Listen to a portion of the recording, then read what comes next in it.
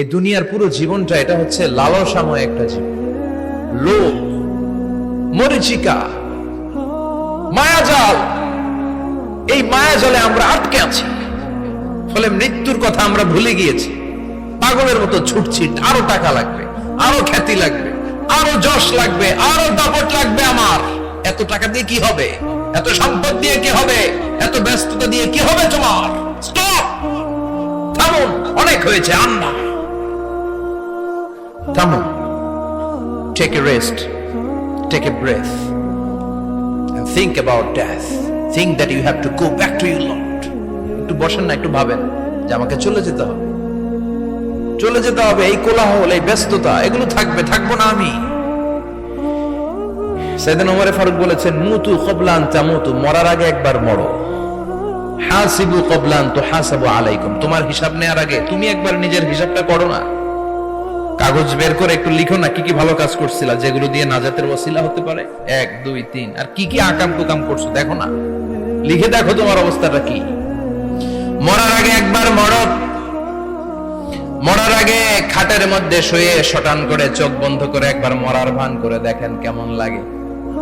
চোখটা বন্ধ করেন আর ভাবেন আপনি নাই, কি কি হতে পারে ভাবেন। আপনার ছেলে মেয়েরা কান্না জুড়ে দিবে, আপনার প্রাণের স্ত্রী বিলাপ শুরু করে দিবে, বন্ধু বান্ধবের চিৎকার আর মাতম, স্থানীয় এলাকার মসজিদে ঘোষণা, অমুক এলাকার নিবাসী অমুক ভাই, অমুকের ছেলে অমুক দুনিয়ায় নাই। সব আত্মীয়রা চলে আসবে, ফেসবুকে স্ট্যাটাস দেয়া হবে, সবাই সবাইকে জানাবে বিকাল 4টায় অমুক হাই স্কুল ময়দানে আপনার জানাজা। ছুটে আসবে, সবাই ছুটে আসবে আপনাকে শেষ বিদায় দিতে, গুড বাই জানানোর জন্য, আল ওয়াদা, বিদায় জানাতে আসবে সবাই। 4 তাকবীর দিয়ে আপনার জানাজা হবে, অশ্রুসিক্ত জানাজায় আপনার বিদায় হবে। কাঠের খাটিয়ার মধ্যে করে কাঁধে তুলে আপনারে কবরে নেওয়া হবে। আগে থেকে খুঁড়ে রাখা কবরটার মধ্যে আপনারে বিছিয়ে দেয়া হবে। বাঁশের কচি দিয়ে তার উপরে মাটির চাপা দিয়ে সব চলে যাবে। ভাবেন না একবার চোখ বন্ধ করে, this is the circle of life, this is the nature of life. এটা সবার হবে, আমার হবে, আপনার হবে। এত মায়া, এত ভালোবাসা কই যাবে? কেউ থাকবে না, সবাই আপনার অন্ধকার কবরে রেখে দিয়ে চলে আসবে। উপরে বাঁশের কঞ্চি, তার উপরে মাটির চাপা, অন্ধকার আর অন্ধকার। এই অন্ধকার যেন শেষ হতে চায় না, শুধুই অন্ধকার, ঠিক কিনা? এজন্য আমাদের চলে যেতে হবে। দাদা গেল, চাচা গেল, মামা গেল, আমাদেরকেও যেতে হবে, জোরে কোন ঠিক কিনা? একদিন মাটির ভেতরে হবে ঘরে মন আমার, কেন বন্ধ দালান ঘর, প্রাণ পাখি উড়ে যাবে পিঞ্জর ছেড়ে।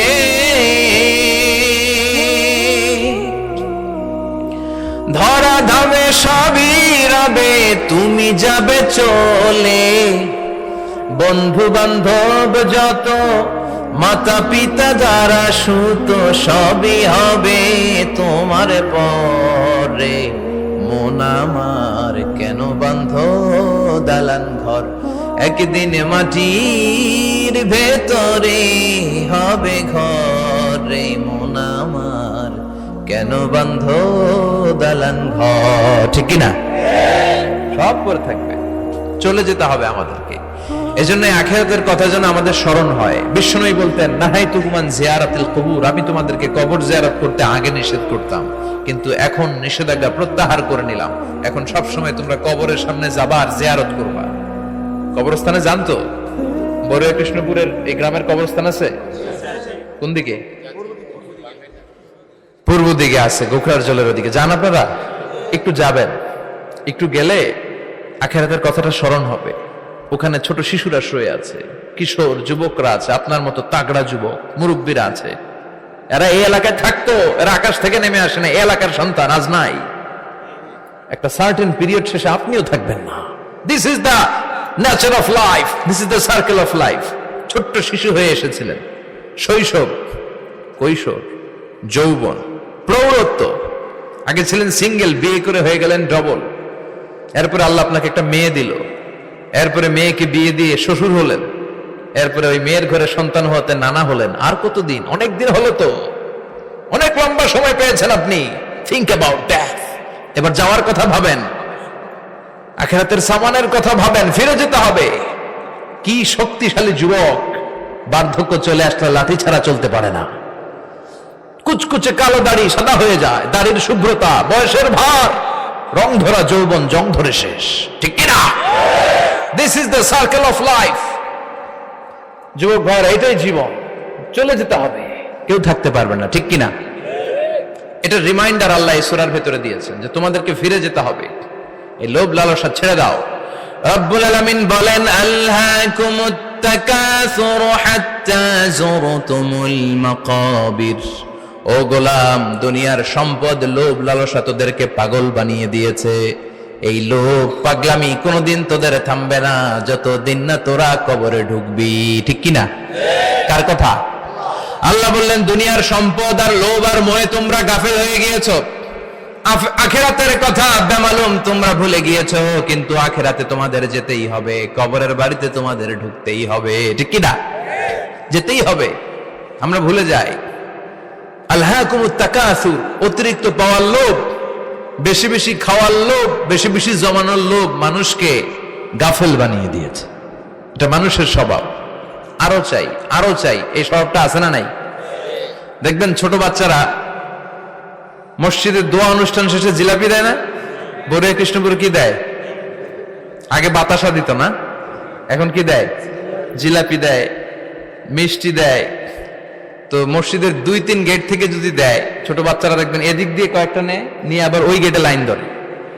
ওর হাত হলো ছোট হাত, ওর হাত ভর্তি জিলাপি, আর নেওয়ার জায়গা না, এরপর আরেক জায়গায় লাইন ধরছে, আরো লাগবে আরো লাগবে, এই আরো আরো আরো চাই, এই স্বভাবটাই মানুষকে কুড়ে কুড়ে শেষ করে দিয়েছে। এত লাগবে কেন তোমার? চাহিদার কোনো শেষ নাই, unlimited demand of human being. যার আছে বেশি তার চাই বেশি, যার সাইকেল আছে তার হুন্ডা চাই, হুন্ডা আছে তো প্রাইভেট কার চাই, প্রাইভেট কার আছে তো প্লেন চাই, প্লেন আছে তো হেলিকপ্টার চাই, হেলিকপ্টার আছে তো ওইটা চাই, ওইটা আছে তো সেটা চাই, ঠিক কিনা? এলাকার মেম্বার যে হয়েছে চেয়ারম্যান হতে চায়, আছে না নাই? চেয়ারম্যান সাহেব এমপি হতে চায়, আছে না নাই? এমপি সাহেব মন্ত্রী হতে চায়, আছে না নাই? মন্ত্রী সাহেব প্রধানমন্ত্রী হতে চায়, আছে না নাই? কিন্তু এই দেশে সুযোগ নাই, কথা কন। এই দেশে প্রধানমন্ত্রী সিলেক্টেড, 2-3 জনের বাইরে কেউ প্রধানমন্ত্রী হতে পারবি না, ঠিক কিনা? আমার এই জীবনে তো আমি 2-3 জনই দেখলাম। বেগম খালেদা জিয়া, মাননীয় প্রধানমন্ত্রী শেখ হাসিনার ছোট্টবেলা দেখেছি এরশাদকে, আমরা তখন ছোট। তো মানুষের চাহিদার কোনো শেষ নাই, যার আছে বেশি তার চাই বেশি। এজন্য বিষ্ণু বলেছেন, উনজুরু ইলা মান হুয়া আসফালা মিন, তোমার চেয়ে যে খারাপ আছে ওর দিকে তাকাও। ওয়ালা তানজুর মান হুয়া আ'লা মিন, তোমার চেয়ে যে ভালো আছে ওর দিকে তাকাও না, তোমার চেয়ে যে খারাপ অবস্থানে আছে ওর দিকে তাকাও। অনেকে নিজের অবস্থান নিয়ে সুখী না, এরকম আছে না নাই? আল্লাহ আমার এটা দিল না রে, ওইটা দিল না রে, পাইলাম না রে, কিচ্ছু হয় না, কি করব জীবনে, হতাশ। আসলে আছে কিন্তু অনেক, কিন্তু শুকরিয়া নাই, ডাকাত, ঠিক কিনা? নিজের অবস্থান নিয়ে সুখী না, কিন্তু অনেক লোক আছে তারা আপনার অবস্থানে পৌঁছতে চায়। তাদের দিকে তাকিয়ে দেখেন, আপনি যে অবস্থানে আছেন এই অবস্থানে পৌঁছাটা অনেকের কাছে স্বপ্ন। তারা প্রতিনিয়ত সংগ্রাম আর স্ট্রাগল করে যাচ্ছে আপনার অবস্থানে পৌঁছতে, আর আপনি এটা নিয়ে সন্তুষ্ট না। শেখ সাদির নাম শুনেছেন? বালাগাল উলা কাশাফাত দুজা, এই কবিতাটার রচয়িতা ইরানের বিখ্যাত এক কবি। উনি একবার আর্থিক সমস্যার মধ্যে দিয়ে সময় কাটাচ্ছেন, টাকা নাই, পয়সা নাই, পায়ে দেওয়ার মতো জুতা নাই। উনি খুব দুঃখ পেলেন, হায় রে, আমি ইরানের এত বড় কবি, আমার পায়ে দেওয়ার মতো জুতা নাই। দুঃখ ভরা মন নিয়ে রাস্তায় হাঁটতে বেরোলেন। হাঁটতে হাঁটতে হঠাৎ দেখলেন একটা লোক শুয়ে শুয়ে কাঁদছে, ওই লোকটার 2টা পাই নাই, পাই নাই। উনি সেজদায় পড়ে গেলেন, আল্লাহর কাছে ক্ষমা চাইলেন, আল্লাহ অনেক দিয়েছ, শুকর আলহামদুলিল্লাহ। এজন্য যেই পরিস্থিতিতেই থাকি না কেন আমরা কি পড়বো? জোরে বলেন, কি পড়বো? এজন্য কানাতু মিনাল ইসলাম, অল্পে তুষ্ট থাকার নাম হলো ইসলাম। সম্পদ লাগবে কিন্তু সম্পদের পাহাড় লাগবে না, ঠিক কিনা? অল্প খান, অল্প পড়েন, অল্প জামান, অল্পের ভেতরে বরকত ঢুকাইয়া দিছে কে? দেখবেন যাদের সম্পদ অল্প তারা সুখী বেশি। জরিপে এটা দেখা গিয়েছে, অনেক সার্ভেতে এটা এসেছে, যারা সম্পদশালী এরা দুঃখী বেশি। এদের দুঃখ বেশি, টেনশন বেশি, খুব স্বাভাবিক। টাকা যার বেশি, রোগ তার বেশি।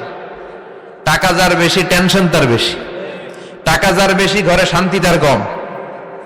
আছে না নাই? ঘরের ভেতরে অশান্তি, ছেলে কথা শোনে না, ছেলে টানে গাঞ্জা, মেয়ে করে পরকিয়া। আছে না নাই? স্ত্রী কথা শুনে না, ভালোবাসা নাই, ঘরটা জাহান্নামের টুকরা। রোগ বালাই, এক একটা হসপিটাল বিল পরিশোধ করতে মাসে 5 লাখ 10 লাখ। আছে না নাই? কিছু খেতে পারে না, ডাক্তার একেবারে ডায়েট মেনু বেঁধে দিয়েছে।